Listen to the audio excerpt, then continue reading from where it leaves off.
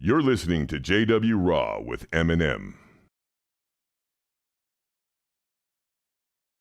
I know you're kind of poking fun at martial arts. Did you think, let's poke fun at it?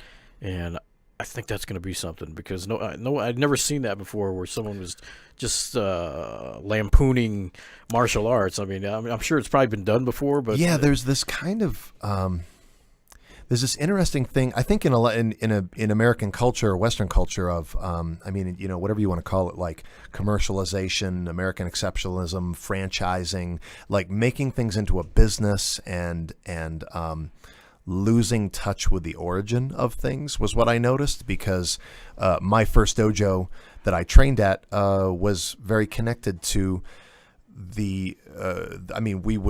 my instructor would communicate with the instructors in Okinawa and make sure that we were doing things that were traditional and that were in keeping with the origin of the art. That was a very important thing.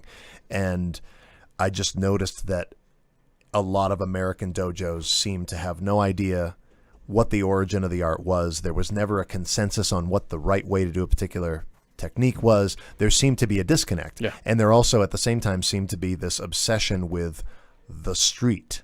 There was always talk of, in street fighting, in the street, things will be this way. Yeah. And yet there was no way to replicate or field test that without putting yourself in serious danger. So there was this whole world of theory where people or instructors all over the world get away with saying, well, in the street, you're just going to rip out his throat. And you're just like, do you know that? Do you know that I'm going to be able to rip his throat out? Have you actually seen that happen? Have you seen or done that before? Exactly, yeah. And so there's this massive amount of theory-based street fighting schools that are quite honestly, for better or worse, never taken to task for whether or not anything they teach works or anything like that, and yet also not connected to the origin of the art. And so I was just fascinated with that. I just thought that was funny to me. And what I tell people and anyone who seen interviews I've done before, I always tell them that actually the character that I relate to personally is Anthony, the orange belt character who's always questioning the instructor, being like, why would that work?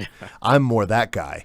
And so with all of those dynamics and training at various dojos for years, I thought, well, maybe somebody else will get this. So Ken, that's how Ken kind of grew out of that idea of a guy who may or may not have ever been tested in real life, but is 100% convinced that he is the baddest dude out there and that his martial art is the one that doesn't suck. Everybody else's sucks. Yeah, I love that. But his is the one that doesn't suck. Because I had heard no matter what dojo I went to, whether it was a Kempo dojo or a Jiu-Jitsu dojo, MMA, Aikido, whatever their style was the right one. Through these doors walk the greatest fighters in the world.